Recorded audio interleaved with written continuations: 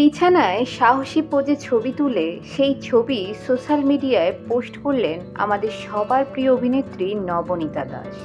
এখানেই অনেকের প্রশ্ন জেগেছে যে এই সাহসী পোজে ছবিগুলো যখন তিনি তুলছিলেন, সেই ছবির পেছনের ক্যামেরায় কে ছিল, মানে ছবিটা কে তুলে দিচ্ছিল।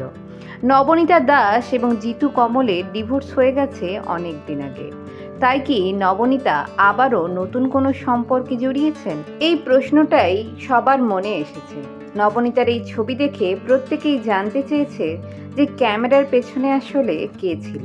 এটাও ছবির মধ্যেই ক্লিয়ার করে দিয়েছে নবনীতা। নবনীতা ছবিটা নিজে থেকেই তুলেছে এবং সেটাই ছবির ক্যাপশনে ক্লিয়ার করে দিয়েছে।